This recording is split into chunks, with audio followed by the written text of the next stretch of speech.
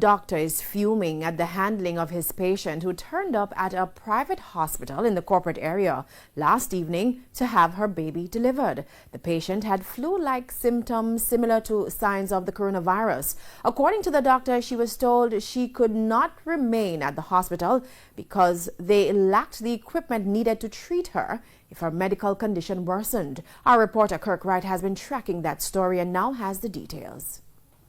The patient, who is in her 20s, turned up at a private hospital in the corporate area about 5 in the evening to deliver her baby. And about 2 hours later, while being attended to by medical staff, she was told she was displaying symptoms of the coronavirus and her gynecologist was called.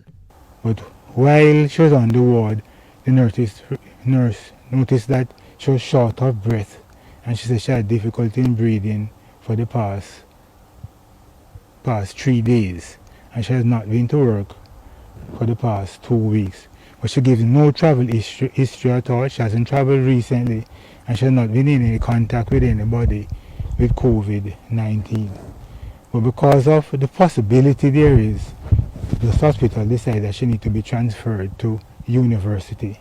That intended transfer to the university hospital would not happen, and no other public hospital was willing to accept the patient. But university said they are unable to accept the patient, and Jubilee, after checking around, said that they have no accommodation. We should try and take her back tomorrow. Take her where? Take her back to Jubilee tomorrow if a patient is discharged. So right now, the patient is in limbo. The woman's doctor says a senior person at the Victoria Jubilee Hospital explained that they refused to take the patient because the high dependency ward was full. They were also told that they were still waiting on some COVID-19 test results that are outstanding for over a week. That is madness, man. The woman's doctor says the patient's condition worsened overnight. Her saturation fell, so they had to give her oxygen, and it will go up a little with the oxygen, but it will fall again, and her feet a lot was irregular also. So at once everything we might lose the baby. Early Friday morning, the woman's doctor said he again called the university hospital to get his patient admitted, but wasn't able to convince them. University refused to accept her.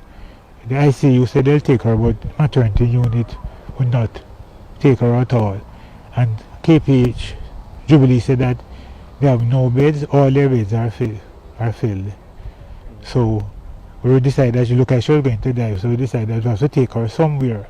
A relative of the patient says her family was astonished at the runaround they received from the hospitals. Everyone is crying. Her mom is overseas and she's crying. She all fainted, and my mom is crying. Her sister is driving and crying. My auntie is here from Portmore from last night, and she don't go near us nor nothing. She even slept in her car last night because she don't want to come around us. But she has to be here for moral support.